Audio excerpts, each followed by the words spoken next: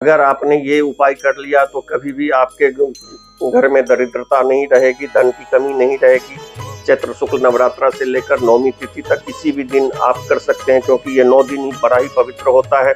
गाय का गोबर, गाय का घी, गौमूत्र, गंगाजल, गाय का दूध, गाय का दही, रौली, हल्दी, कामी, थोड़ा थोड़ा सब सामग्री, कपूर, ये सब इत्र, ये सब मिक्स करके और फिर आप अपने घर के मुख्य दरवाजे से लेकर के भगवान तक में जितने भी दरवाजे हैं सब पर आप स्वास्तिक बनाएं। और आप जहां धन रखते हैं वहां भी उस धन के स्थान पर तिजोरी में या जो भी बक्सा आपके पास है, धन रखने का जो जगह है, उसी सामग्री से आप स्वास्तिक बनाएं, शुभ लाभ लिखें और आप देखें इसका चमत्कारिक लाभ।